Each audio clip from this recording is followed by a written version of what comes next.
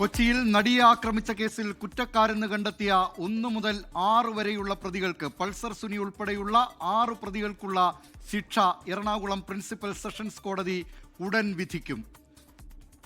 ഇപ്പോൾ വിവരങ്ങളുമായി ഞങ്ങളുടെ പ്രതിനിധികൾ അവിടെ എറണാകുളം പ്രിൻസിപ്പൽ സെഷൻസ് കോടതി സ്ഥിതി ചെയ്യുന്ന കോർട്ട് കോംപ്ലക്സിൽ നിന്ന് വിപിൻ സി വിജയൻ, നിതിൻ അംബുജൻ, വിഷ്ണു സുരേഷ്, അതോടൊപ്പം ന്യൂസ് ഡെസ്കിൽ നിന്ന് ഇതുമായി ബന്ധപ്പെട്ട വിധി വിലയിരുത്തുന്നതിന് വേണ്ടി ഈ കേസുമായി ബന്ധപ്പെട്ട നടപടികൾ വിലയിരുത്തുന്നതിനായി KR ഗോപികൃഷ്ണനും S വിജയകുമാറുമുണ്ട്. KR ഗോപികൃഷ്ണനിലേക്ക്. ഗോപികൃഷ്ണൻ, ഇപ്പോൾ എല്ലാവരും ഉറ്റുനോക്കുന്നത് ഈ വിധി എന്താകും എന്നതാണ്. നേരത്തെ പ്രോസിക്യൂഷന്റെയും പ്രതിഭാഗത്തിൻ്റെയും ഒക്കെ വാദം നടന്നിരുന്നതാണ് അവിടെ എറണാകുളം പ്രിൻസിപ്പൽ സെഷൻസ് കോടതിയിൽ. ആ വാദം കേട്ടപ്പോൾ എന്താണ് തോന്നിയത് ഗോപികൃഷ്ണൻ?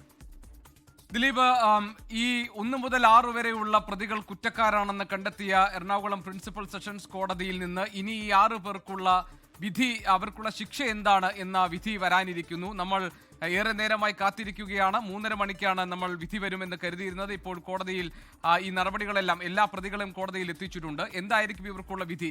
ഈ വിധി വരുന്ന സമയത്ത് ഏറ്റവും പ്രധാനമായി നമ്മുടെ മുന്നിലുള്ളത് ഇതിൽ ഇവർക്ക് മേൽ തെളിയിക്കപ്പെട്ടിരിക്കുന്ന 10 കുറ്റങ്ങൾ, കൂട്ടബലാത്സംഗം, ക്രിമിനൽ ഗൂഢാലോചന, തട്ടിക്കൊണ്ടുപോകൽ ഉൾപ്പെടെയുള്ള കുറ്റങ്ങളിൽ 6 പേർക്കും ഒരുപോലെ അവർ കുറ്റക്കാരാണെന്ന് കണ്ടെത്തി ഒരേ ശിക്ഷയായിരിക്കുമോ ഇവർക്ക് 6 പേർക്കും വിധിക്കാൻ പോകുന്നത്?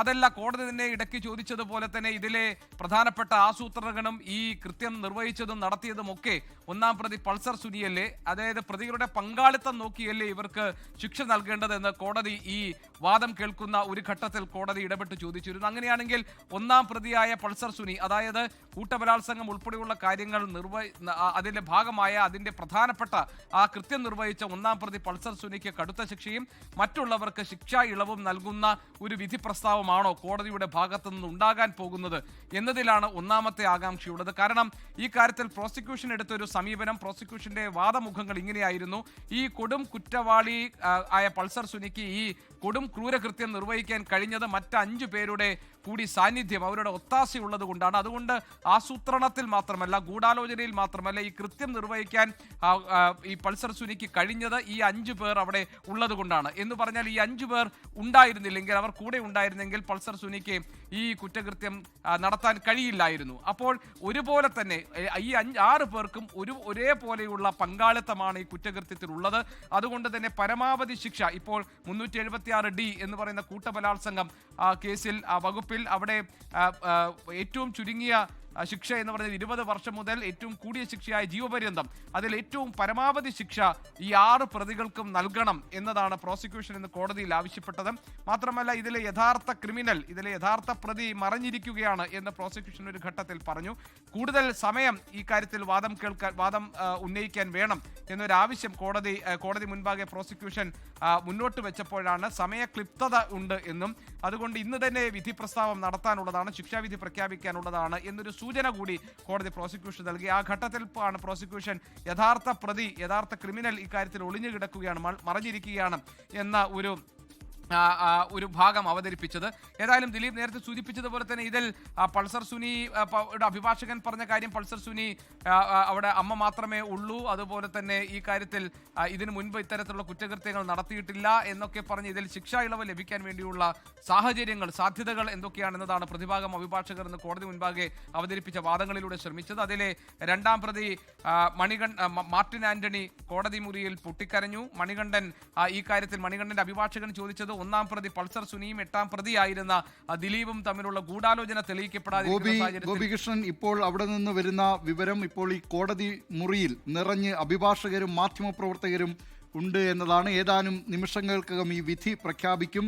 വിധിന്യായത്തിന്റെ പ്രിന്റ് എടുക്കുന്നതിന് വരുന്ന കാലതാമസമാണ് ഇപ്പോൾ ഈ വൈകുന്നതിന് കാരണം എന്ന ഒരു റിപ്പോർട്ട് കൂടി അവിടെ നിന്ന് വരുന്നുണ്ട്. അക്കാര്യത്തിൽ ഒരു സ്ഥിരീകരണം ലഭിക്കേണ്ടതുണ്ട്. ഏതായാലും ഇപ്പോൾ കോടതി മുറിയിൽ നിറയെ അഭിഭാഷകരും മാധ്യമപ്രവർത്തകരും ഒക്കെയാണ്. കോടതി മുറി നിറഞ്ഞിട്ടുണ്ട്. ഈ വിധി പ്രസ്താവം കേൾക്കുന്നതിന് വേണ്ടി ഇപ്പോൾ കോടതി പരിസരത്ത് നിന്ന് വിപിൻ സി വിജയൻ കൂടി ചേരുകയാണ്. വിപിൻ സി വിജയൻ, എന്താണ് അവിടെ നിന്ന് നൽകാൻ കഴിയുന്ന വിവരങ്ങൾ? 3:30 വിധി പ്രഖ്യാപിക്കുമെന്നാണല്ലോ നേരത്തെ അറിയിച്ചിരുന്നത്.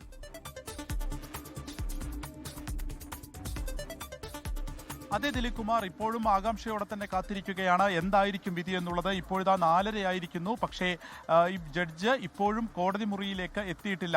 ജഡ്ജിന്റെ മുറിയിലേക്ക് എത്തിയിട്ടുണ്ട്, പക്ഷേ കോർട്ട് റൂമിലേക്ക് എത്തിയിട്ടില്ല എന്നുള്ളതാണ് ഈ ഘട്ടത്തിൽ അറിയാൻ സാധിക്കുന്നത്. ഈ പറഞ്ഞതുപോലെ തന്നെ വിധി പകർപ്പ് അതെടുക്കുന്നതിനുള്ളൊരു കാലതാമസമാണ് എന്നുള്ളത് ഈ ഘട്ടത്തിൽ മനസ്സിലാക്കുന്നു. പക്ഷേ അതിൽ കുറച്ചുകൂടി ഒരു വ്യക്തത വരേണ്ടതുണ്ട്. പക്ഷേ 1 മണിക്കൂർ കഴിഞ്ഞിരിക്കുന്നു. ഈ 3:30 കൂടി തന്നെ പ്രതികളെ കൃത്യമായി ഇപ്പോൾ കോർട്ട് റൂമിലേക്ക് എത്തിച്ചതാണ്. ഇനി ജഡ്ജ് വരാനുള്ള ഒരു കാലതാമസമാണ് ഇതിൽ ഇപ്പോൾ നിലനിൽക്കുന്ന ഒരു കാര്യമുള്ളത്. ഇപ്പോൾ ഈ കോടതി വളപ്പിന്റെ പരിസരമൊക്കെ തന്നെ പോലീസിന്റെ നിയന്ത്രണത്തിലാണ്. മാധ്യമപ്രവർത്തകർ ഉൾപ്പെടെയുള്ളവരുണ്ട്. ഇതിലെ അഭിഭാഷകരും തന്നെ മാധ്യമപ്രവർത്തകരും ഉൾപ്പെടെയുള്ളവർ ഈ കോർട്ട് റൂമിന്റെ ആ ഭാഗത്തും തിങ്ങി നിറഞ്ഞു നിൽക്കുകയാണ്. കാരണം അത്രത്തോളം ഒരു ഉറ്റുനോക്കിയ ഒരു കേസിന്റെ വിധി 3:30 കൂടി ഉണ്ടാകും എന്നുള്ളതാണ് അറിയിച്ചത്. ഇനിയിപ്പോൾ ഉടൻ തന്നെ ആ വിധി, അധികം വൈകാതെ തന്നെ വിധി വരും എന്നുള്ളത് ആണ് നമുക്ക് ഈ ഘട്ടത്തിൽ നമുക്ക് അനുമാനിക്കാൻ കഴിയുന്നത്. ഈ ഒരു കേസിന്റെ ഒരു സ്വഭാവത്തിൽ തന്നെ ഇതിലേറ്റവും പ്രധാനമായത് ഈ സ്ത്രീ സുരക്ഷ എത്രത്തോളം ഉണ്ട് എന്നുള്ള കാര്യത്തിലൊക്കെ വലിയ രീതിയിലുള്ള ചർച്ചകൾ നടന്നിട്ടുള്ള ഒരു കേസ് കൂടിയാണ് ഈ നടിയെ ആക്രമിച്ച. ലോകത്തെവിടെയായാലും ഏത് സമയത്തും 24 വാർത്തകളും ഓഗ്മെന്റഡ് റിയാലിറ്റി പാക്കേജുകളും എക്സ്പ്ലെയിനറുകളും വിശദമായി കാണാൻ ഞങ്ങളുടെ യൂട്യൂബ് ചാനൽ നിങ്ങൾക്ക് സബ്സ്ക്രൈബ് ചെയ്യാം.